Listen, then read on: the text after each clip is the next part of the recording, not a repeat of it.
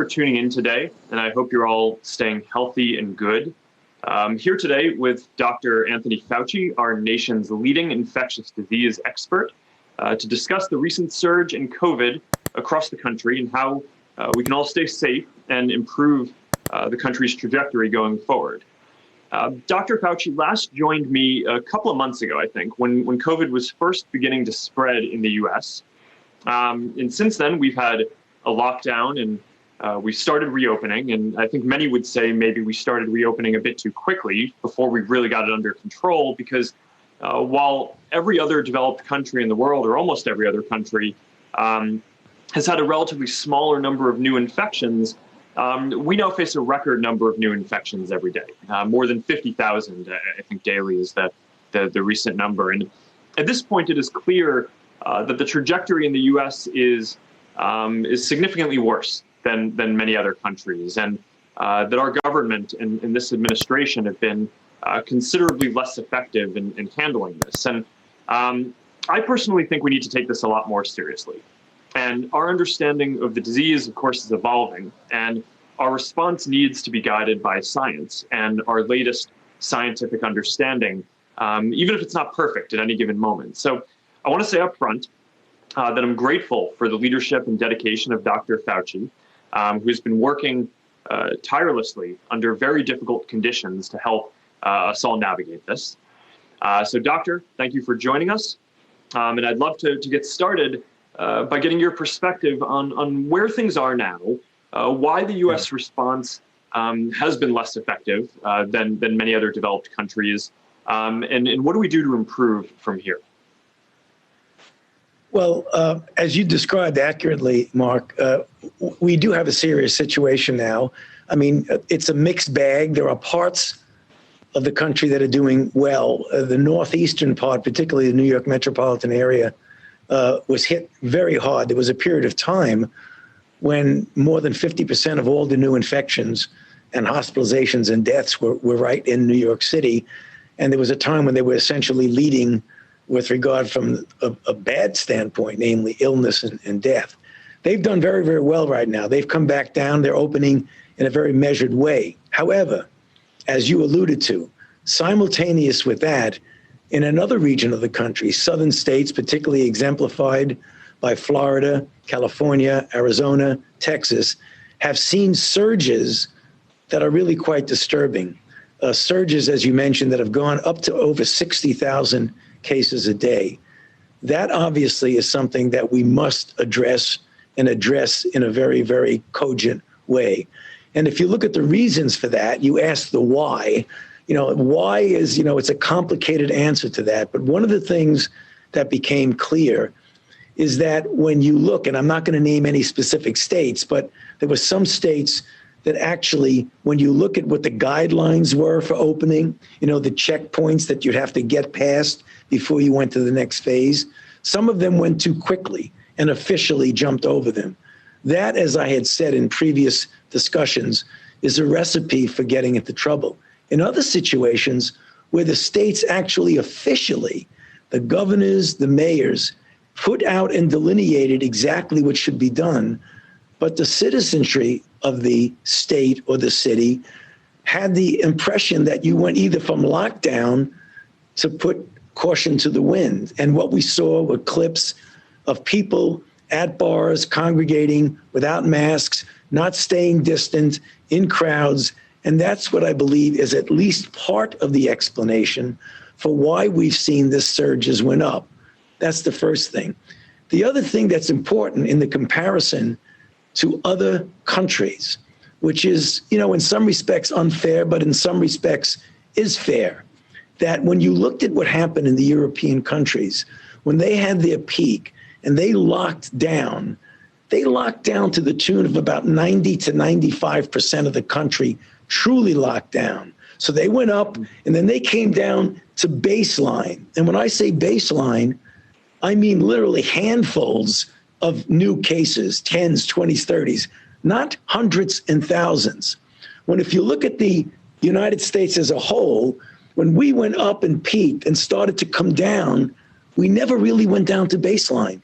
We plateaued at around 20,000 cases a day each day until we got into the resurgence, which then came back up to 30, 40, 50, and 60. So because of that, what I think we need to do, and my colleagues agree, is that we really got to almost regroup, call a timeout, not necessarily lock down again, but say, we've got to do this in a more measured way. We've got to get our arms around this, and we've got to get this controlled. If we don't do that, Mark, we're going to wind up getting a situation where in other states, we may be seeing the same thing. So it's a mixed bag in this country. Some areas doing well, but some really we've got to really pay attention to and do something about it.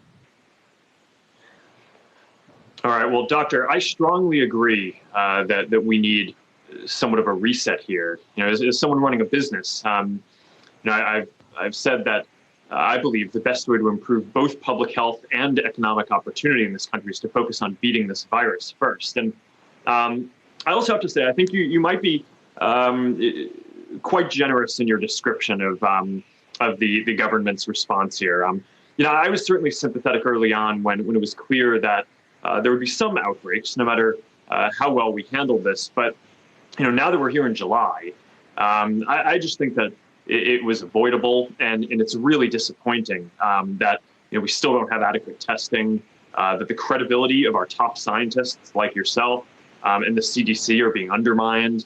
And until recently, that parts of the administration were calling into question whether people should even follow basic best practices like wearing masks. But look, the U.S. is a resilient country with a lot of ingenuity, as you say, and we can't forget that the U.S. is helping to lead the way on vaccine research, which I want to make sure we get to in a bit. And I also get that our understanding of facts changes as time goes on. And, we all have the opportunity to reassess what we've learned and to change course going forward. And, I know I try to do that personally. And I hope that we as a country can do that now, too. And I know that you've also faced some critique that your guidance has evolved as we've learned more. So I'm hoping that you can tell us a bit more about how your understanding of what we should do has evolved, and maybe some of the areas where your guidance for people around the country has changed. Yeah, I mean, obviously, when you're dealing with something that's changing in real time, Mark, that's really the nature of science. You look at the data and the information you have at any given time, and you make a decision with regard to policy based on that information. As the information changes, then you have to be flexible enough and humble enough to be able to change how you think about things. And I think, one of the important things that we're emphasizing right now that really evolved from a situation that did change is our insistence now on wearing masks. I mean, masks are very important. They protect you from giving infection to someone else. If you happen to be inadvertently infected, and I'll get back to that in a moment, because there's such a significant percentage of the cases that are actually without symptoms. So anyone at any given time could be infected, don't even know it, and feel perfectly well. So you have a responsibility. You can get protected. Now, early on, when we were in a situation in which there was a real concern about the lack of personal protective equipment on the part of the health providers who needed it, who put themselves in harm's way every day to take care of people who were ill with this virus, that we were thinking we would run out of masks and other things for them. So the recommendation was not to wear a mask because of the shortage of it. Two things happened. One, it became clear that we had enough of equipment, so there was no shortage. It became clear that cloth coverings that you didn't have to buy in a store, that you could make yourself, were adequate. And thirdly, and probably the most compelling thing, is when it became very clear that anywhere from 20 to 45% of people who were infected didn't have any symptoms. So the risk of your being in contact with someone who said, well, you look good, I look good, we're not infected, was not the case, that you could be spreading it asymptomatically. You put all of those things together, which had us evolve from saying maybe we should hold off on masks because we needed them for the healthcare workers, to saying now everybody should be wearing a mask, when they're outside and should be trying to distance. That's one example of evolving as you get more data and you get more information. That makes sense. I'd like to dig a bit deeper into this idea of what doing a reset now would entail. And to be clear, you're not suggesting that we do another lockdown. So what steps do you think we need to take to get this under control now? Okay, so if you looked at had things been done perfectly, it should have been that wherever you were, a state or a city, in a particular dynamics of infection of where you are, you could judge where you should be. Should you be at the gateway waiting for 14 days going down? If so, could you go to phase 1? Could you go then to phase 2 and then to phase 3? When I say a reset button, I say, okay, time out. Let's everybody regroup. Because if you were in a situation where you should not have jumped over one of the checkpoints, you got to think about pulling back, starting all over again, and doing the gradual entry into, quote, normality in a way that's in accordance with the guidelines.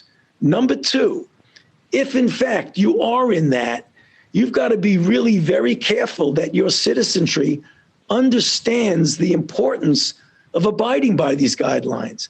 You have to wear a mask, whether that mask is mandated, whether it can be feasibly, locally mandated. I would recommend as strong as you possibly can to get people to wear masks, to avoid crowds, to keep distances.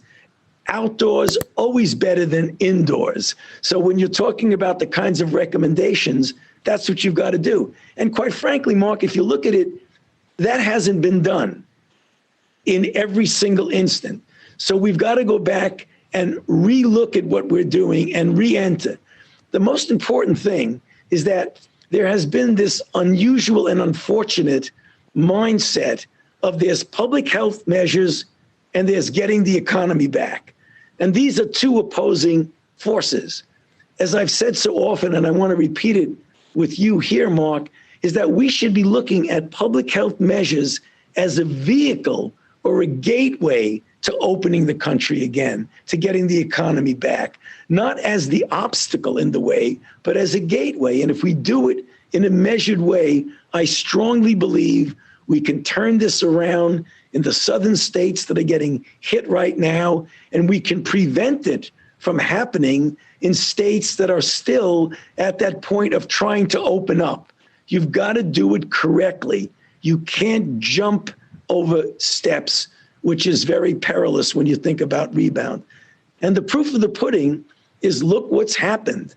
There really is no reason why we're having 40, 50, 60,000 other than the fact that we're not doing something correctly. Yeah, that makes a lot of sense. So I want to make sure that I want to get to your guidance for young people specifically, who are a very important part of how we slow the spread of this. And I know a lot of younger people are watching this right now, and I know this because the last time we did a live video, I think all the streams were viewed, I think more than 50 million times, including by a lot of young people. And young people are going to be really critical to getting this right, because right now a lot of the new cases are younger folks. So what should young people be doing to stay healthy and to make sure that they can keep the people around them healthy?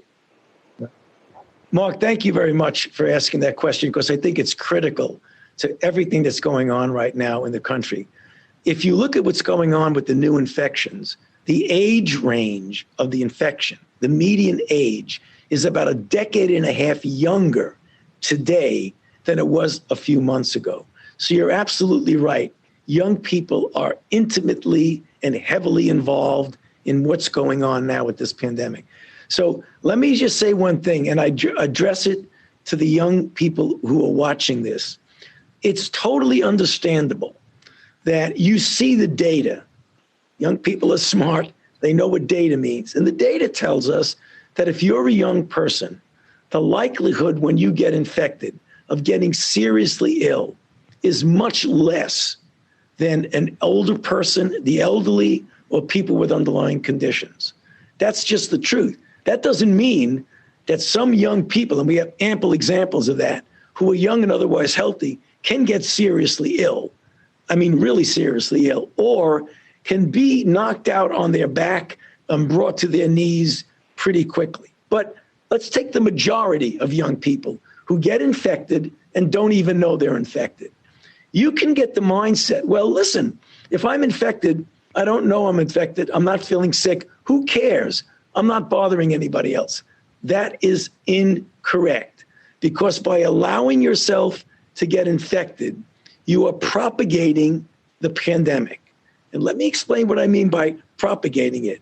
You can't think of yourself in a vacuum, because if you get infected and you don't know it, then you're going to might innocently, and I'll use the word innocently because I don't think there's any malice here.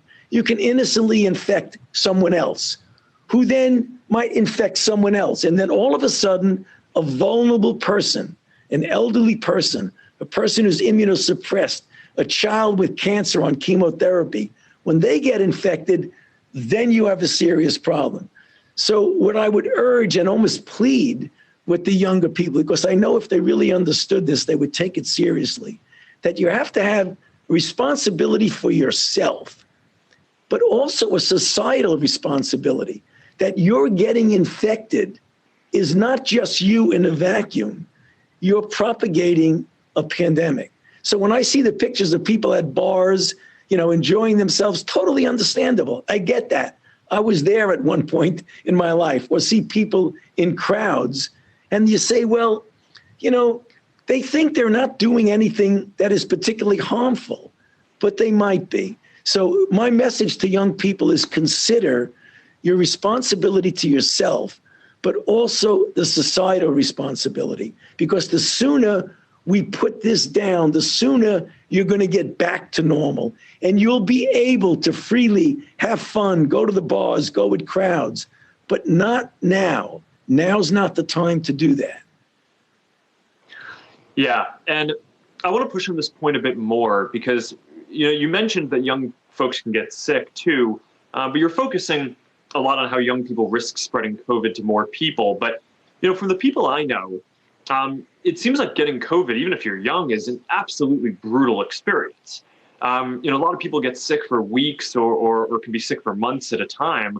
And we don't know yet what the long-term side effects are. And so I'm curious if you can just talk about that a little bit more and about that part of it for young folks Sure. as well. What do you know so far about how COVID affects younger people? Maybe just address that set of issues a little bit more as well.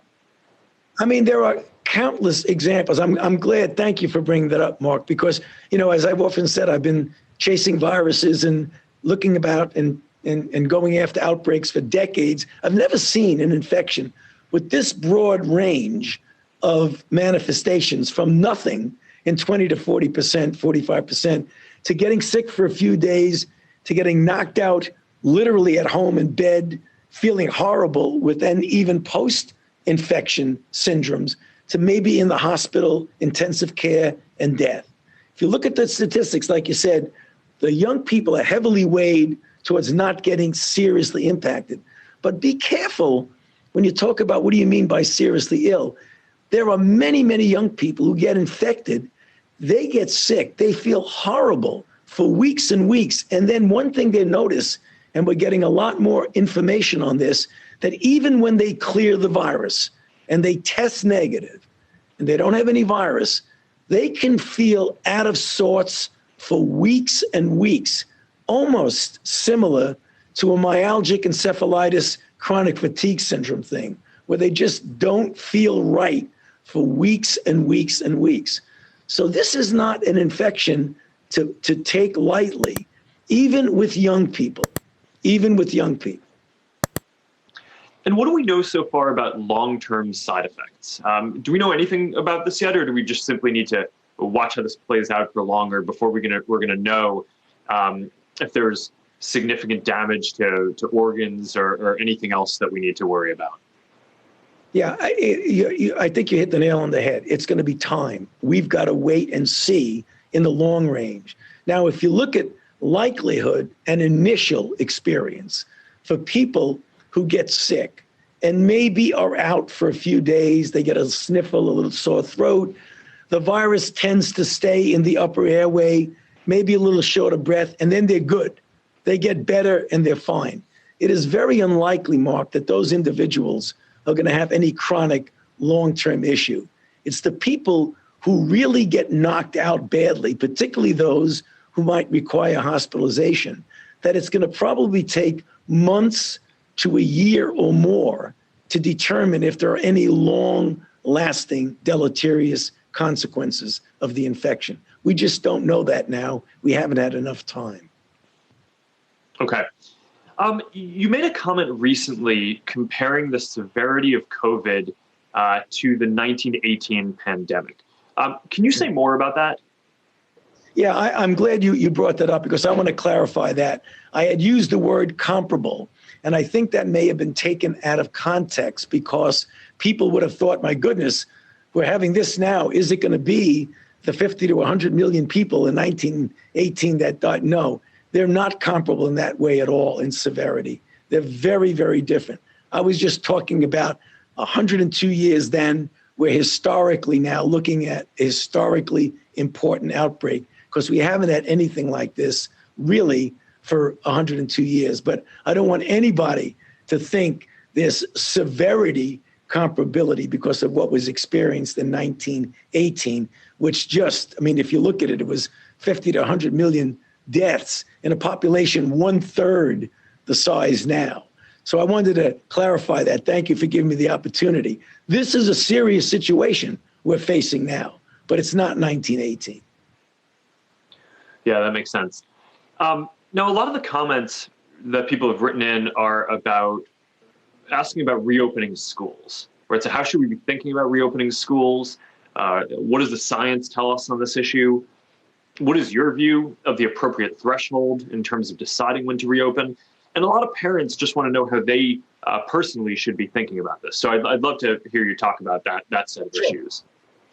Yeah, thanks, Mark. A great question because it's something that we're addressing now as we're into the summer and getting ready to opening the schools. So I think as a default, I have a general concept and then I'll fill in the blanks. The general concept is that to the extent possible, our default should be to try and get the children back to school. The reason I say that is that the unintended ripple effects, downstream consequences of keeping the children out of school can be profound. The American Academy of Pediatrics has spoken about that, the deleterious effects on children, the impact on parents who have to modify their work schedule if their children stay home.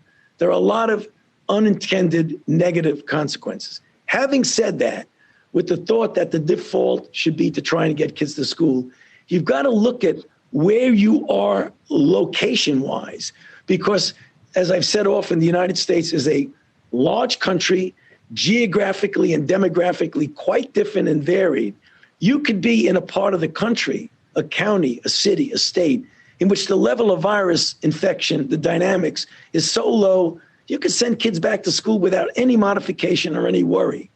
But there are also some areas when you look in the dynamics of the infection are so intense, you have to say, wait a minute, let me think about it. Do I have to close the school for now? Or can I go back? But in order to be safe, do I need to do it in a modified way? Alternate days, morning, afternoon, or whatever, because paramount to drive it is the safety and the health of the children, as well as the safety and health of the teachers. So you've really got to make sure that's a driving force in your decision. So a wide degree of variability, default, always try to get the schools open. If you can't do it in a natural way, do a modification. And some of the school principals and the superintendents have very creative ways of doing that, of modifying the class structure, outdoors maybe a little bit more, protecting the vulnerable. It can be done. It can be done. Okay. And is there anything else that you'd say to parents who are worried about either having schools reopen or the safety of sending their kids to schools? Yeah, I mean, I think they have to, and I know parents, at least I as a parent, when my children were at that age, I certainly would be concerned, is to listen to the recommendations. You know, the CDC has guidelines. The health officials locally will make a decision, hopefully, and I cannot imagine they won't, based on a concern for the safety at the same time as the need to get the children back to school. CDC guidelines are there. They can be used very well. Yeah. So I want to talk about the racial disparities here, which I think are really troubling.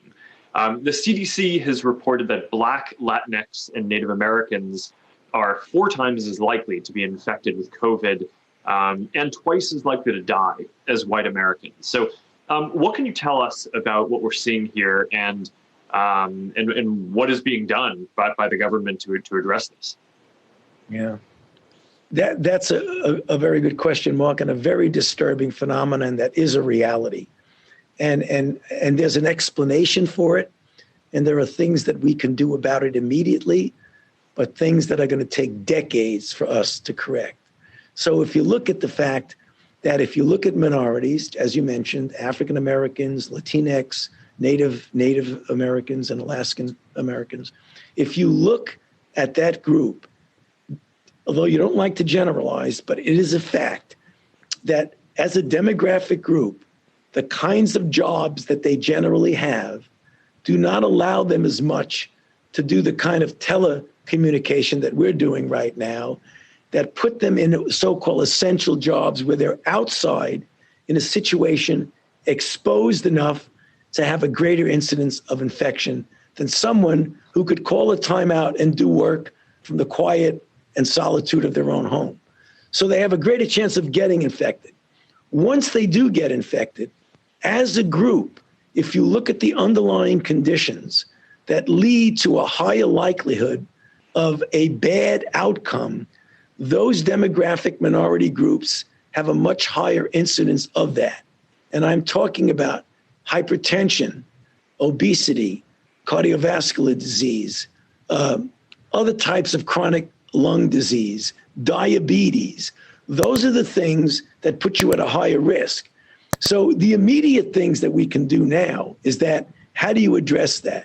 What you do is you put resources where you have a demographic concentration of individuals so they can get tested easily, contact traced easily, have access to care, get under the care of a healthcare provider quickly to try and mitigate the advancement of disease. You can do that right away. We can concentrate resources in those places, making sure they get things that they need right away. The broader picture of the social determinants of health that lead to minority groups having a higher incidence of diabetes, of obesity, of lung disease, of heart disease, those are the kind of things that we as a society need to address and commit to doing over a period of decades, because that's not going to change overnight. But let's at least do the things that we can fix now. And we could fix access to care. We could fix ease of testing. We could do that now. Yeah. Okay. That's important, and I think it makes sense. I want to make sure we have time to discuss some of the science and potential treatments. Earlier on, I know that a lot of scientists were hopeful that there might be existing drugs, including things like hydroxychloroquine, that might have been effective against COVID. But unfortunately, it seems like nothing has really emerged as a clear treatment of existing drugs that were already on the market and had already been reviewed as safe.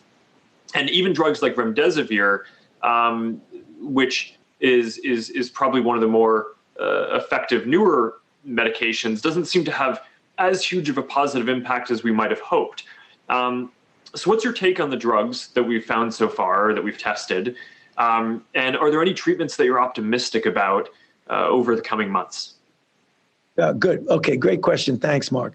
So if you look at advanced disease and early disease, we have had 2 advances, and this was in a randomized placebo-controlled trial, not those other types of anecdotal things which give you information that generally confuses people.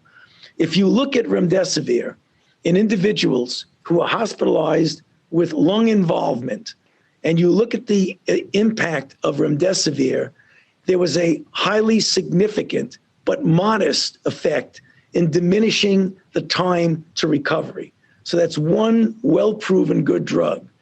Dexamethasone, which is a glucocorticoid, an anti-inflammatory steroid, clearly showed in hospitalized patients on ventilators or requiring oxygen, but not people with early disease, that if you gave it 6 milligrams a day for up to 10 days, you significantly diminished the death rate in ventilated patients, in patients requiring oxygen, but not in early patients, which is interesting because it goes along with what we know of the pathogenesis of the disease, that when you have early disease, you want to block the virus and keep the immune system revved up and working. When you have late disease, it's less the virus doing damage than the aberrant inflammatory response, which is the reason why dexamethasone works. So we have two good things going. What we really need is your question about what do we have in the mix right now? What we really need are drugs that, when given early, can prevent a symptomatic person from requiring hospitalization or very dramatically diminish the time that they're symptomatic. And some of the promising ones are other direct antiviral drugs, which we're screening and targeting. Also, convalescent plasma, which we're doing a trial to see if it works, hyperimmune globulin, and importantly, monoclonal antibodies. Monoclonal antibodies are very precise bullets that you have by developing from a person who's been infected or vaccinated, making antibodies, clone their B cells, and give it to people early on. You can do it as an outpatient. You can do it as an inpatient. All of those things are being geared up now and are either in clinical trial or will soon be going into clinical trial. So when you talk about things like monoclonal antibodies, how would that be administered and who could get that? Who is the audience that might be helpful for? Yeah, well, first of all, it can be administered intravenously. Once you get the right titration, you can do that subcutaneously or intramuscularly. You can do it for two things, Mark. Excuse me? Through a shot. Yeah, through a shot. Yeah, either right through the vein or just like you get a gamma globulin shot. You could do it that way. Now, that can be done either for prophylaxis or for treatment. So, for example, if you're in a situation where you have a nursing home situation where there's an outbreak and you want to prevent people from getting ill, you can just do it that way. Or after a person is infected, you can give it to them as a treatment. This was very successfully done in a randomized placebo-controlled trial. It wasn't a placebo. It was a drug that was serving as the control.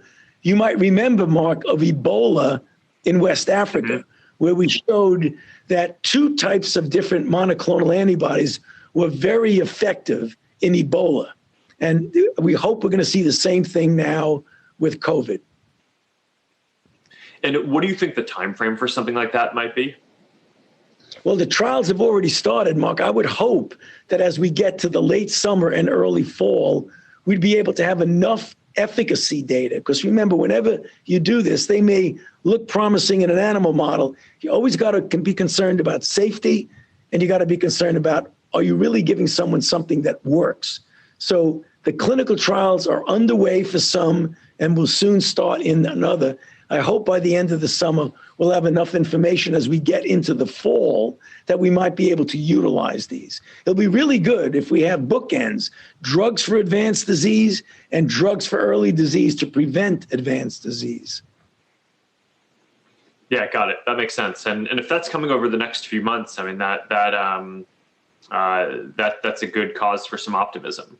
Yeah. Longer term, of course, developing a vaccine is going to be critical. So I'm hoping that you can talk a bit through where we are in that process at this point, and what the process from getting from where we are now is to having a vaccine that could be given to people broadly, and when the soonest would be that kind of a vaccine might be available. Yeah. I'm actually cautiously optimistic about this, Mark, because of what we've seen. As you probably know, given the technologies we have and the different platforms, we moved from literally the day that sequence was put on a public database to getting that sequence, pulling the gene and sticking it into a platform to make a vaccine was measured in days.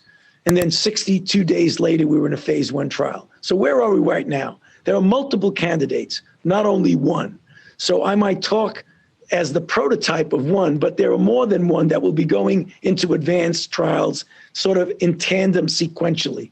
One right now that 2 days ago, it was published in the New England Journal of Medicine, the phase 1 data, which we did some time ago, for safety and to see what kind of response it was induced.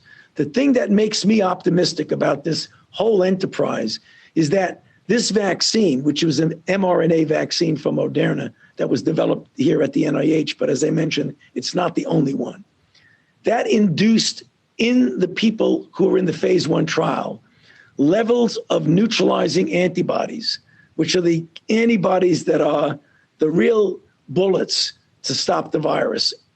That is the gold standard of protection, is neutralizing antibodies. It induced it at levels, at a moderate dose of the vaccine, that were as high or higher than what you see with convalescent plasma after natural infection.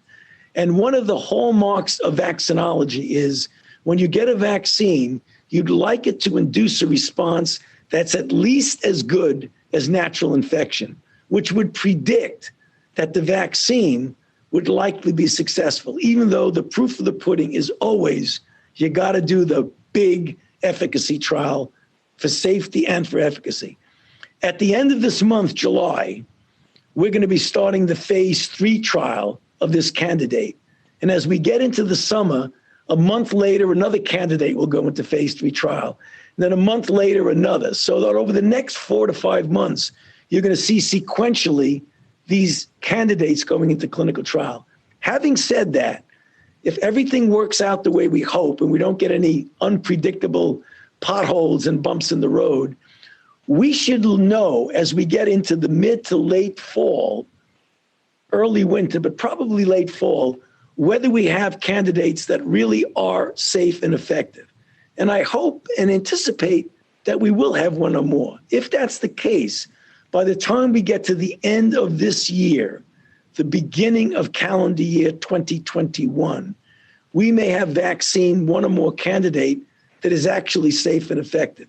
That being the case, we can start distributing doses widely at that time. And the reason why I think we can do it is that even as we're doing the clinical trials now, we being the enterprise, the companies, are going to already start making doses at risk, which means they're going to make doses even before they know the vaccine works, which means if it works, they've saved months.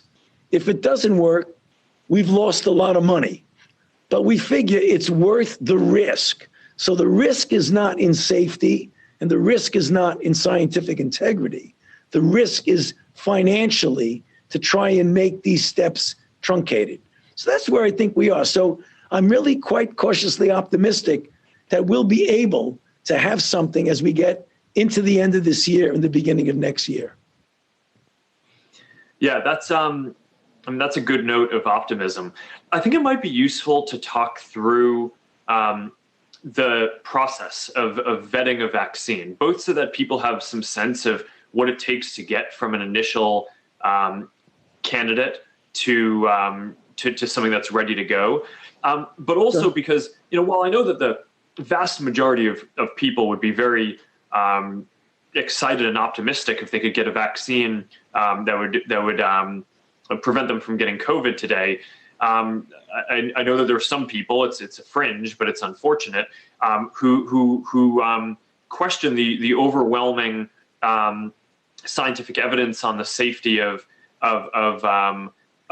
these. So I just think going through the process and showing how overwhelmingly focused it is on making sure that these vaccines are safe would be helpful to go through as well. Sure. Very good. I'll do it succinctly. Well, you get a candidate like the one we did. You get it, you put it in the form to be administered, and you put it through animal studies, animal tox studies, animal efficacy studies. So before you even think about going into a phase 1 in humans, you got to have, is there a reason to believe that this is going to induce a response? You got to see it induced in an animal before you see it induced in a human. And does it protect in disease in an animal? Then you get that candidate and you go into phase 1. Very limited number of people. Our phase 1 had 45 people, 15 at each dose. You want to see, is there any immediate safety signals? And you want to see if it induces the kind of response that you would predict would be protected. Then you go to the next phase. So if phase 1 is 45 people, phase 2 is hundreds of people. You get there, you continue safety, you continue immunogenicity. If it looks good, you then move to phase 3.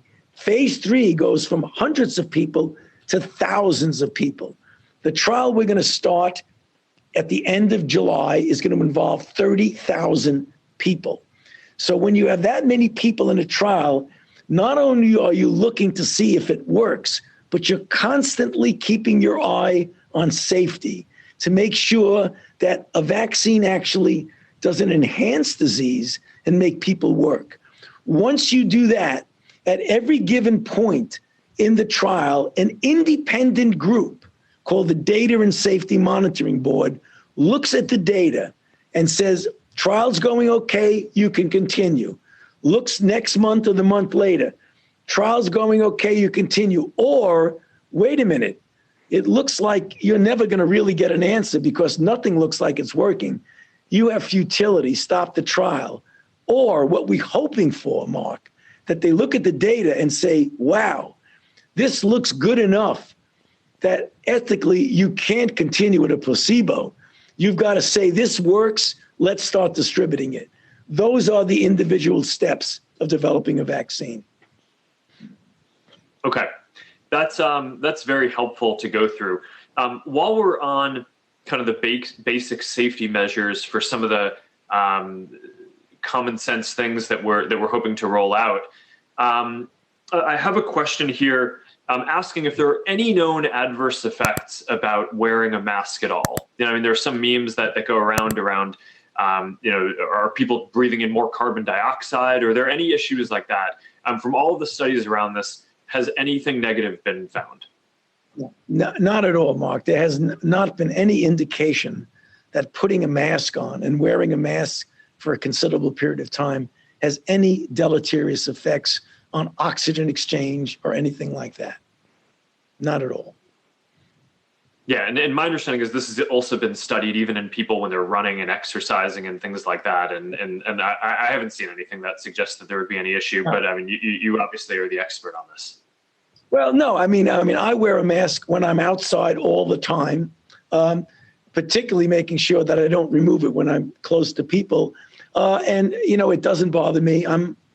I even run with a mask on.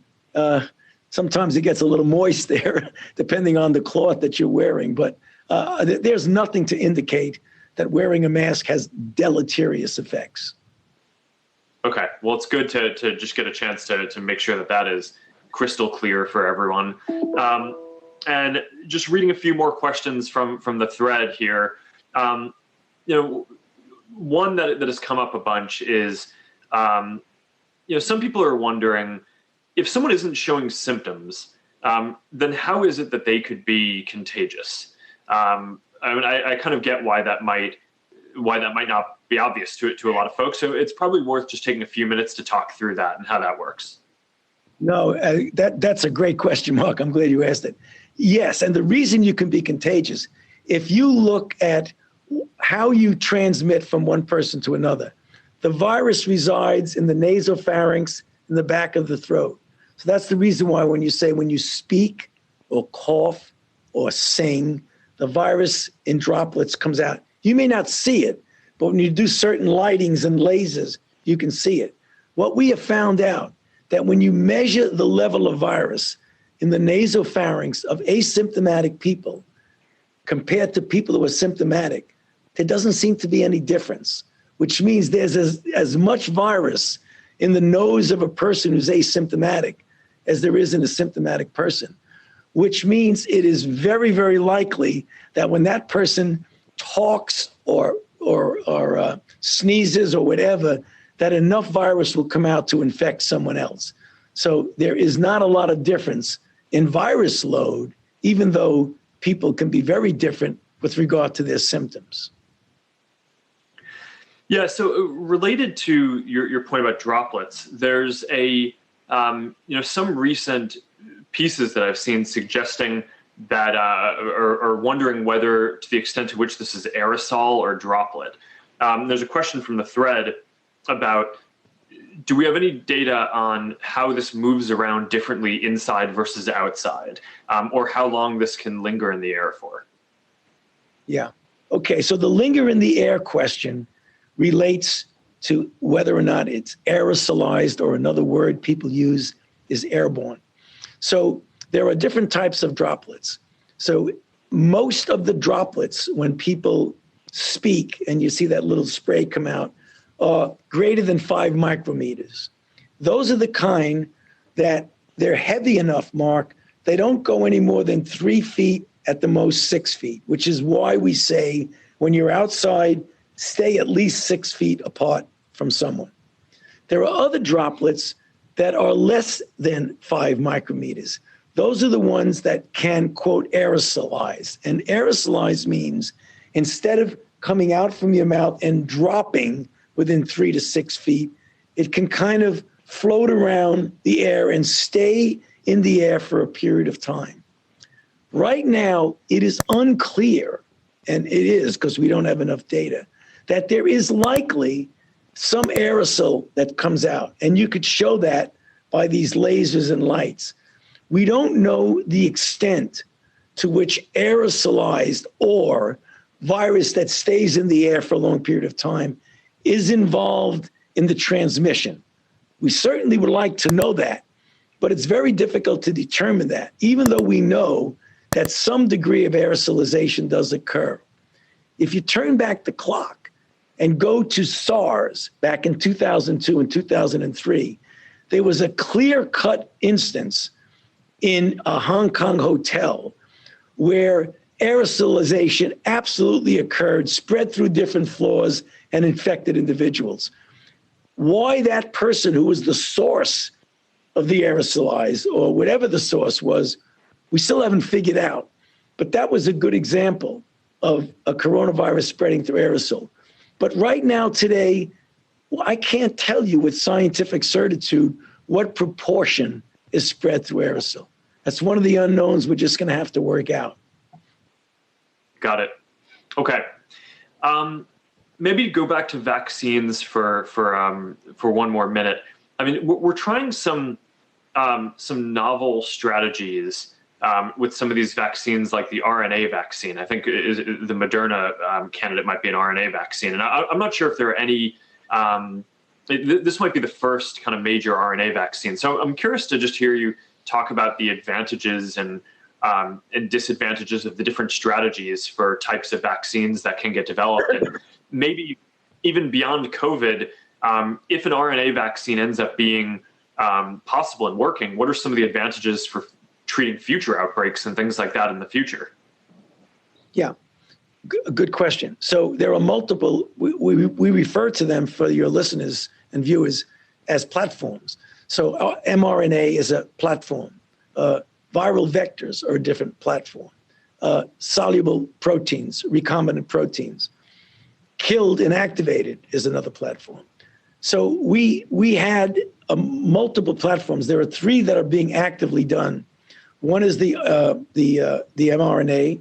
The other is viral vectors, where you take a virus, stick the gene of the spike protein so that it expresses itself, and then you get an immune response when you inject that. The other is just taking a protein and inject it with an adjuvant. The reason that the novel technologies we used, that were very easy to just get out of the blocks and go with it, test, assess, what I explained to you, the timetable. We went from a couple of days, bingo, into a vaccine, done. So if it works, which we believe it will be a major advance of ease, of facility, of scale up, and ultimately of cost. We'll do it. it hasn't been proven the way some of the others have been by years and years of experience. So that's one of the things. If it works, which I hope it will, I think it will, people will be saying, wow, we have a red hot platform here. We're going to start using that for a lot of other vaccines. The other ones that we have are the viral vector ones, the ones I described, be an adenovector, a vesicular stomatitis vector. That's another one that we've had some experience with, particularly with Ebola, in which it worked very well. And then there's the ones that have been used more commonly, which is the soluble proteins that you can make with recombinant DNA technology. So there's multiple platforms. We're hoping, and I believe we'll be successful, I hope we are, that more than one of them will prove to be safe and effective. It'll be good for the effort, and it'll be good for the field of vaccinology, because it's really unprecedented that we have so many different platforms going on at the same time to determine safety and efficacy. Yeah. All right. So I think we're almost out of time. So I wanted to check in and see if there's anything else that you wanted to cover, or are there any other thoughts that you'd like to leave this community with? Yeah, I just want to reiterate what I said before, Mark, and thank you for giving me the opportunity to say it, that we are all in this together. We are going to get through it. We will get through this difficult situation. At best, it's difficult. I mean, it's a very significant issue that we're dealing with right now, but we've all got to do it together. We're in it together. And since I know we're looking disproportionately to a lot of young people that are watching this, please assume the societal responsibility of being part of the solution and not part of the problem. Because we're going to get through it. We're going to get this under control in the southern states. And hopefully we're not going to see these kind of surges, so that we do get down to the baseline that we hope we would. Because once we're down to that baseline, Mark, it's going to be so much more easy when you open up the country, as it were, to put your clamps on when you get individual infections. They don't soar off the ceiling. They stay clamped down. That's the message I want to get one last time. Great. Well, thank you, Dr. Fauci. I think I say this on behalf of millions of Americans who will watch this. We appreciate your leadership and your dedication to helping us navigate this. You have a lot of people's confidence, and a lot of people out there continue to have faith in science and want to make sure that this is led, that our response is led by science. So thank you for everything that you are doing in what are some trying circumstances, and please stay healthy and good. And thank you to everyone out there for tuning in today. I hope you all stay good as well, and I'm looking forward to seeing you all soon. Thank you, Mark. Thank you for giving me the opportunity to be with you. I really appreciate it. Thanks.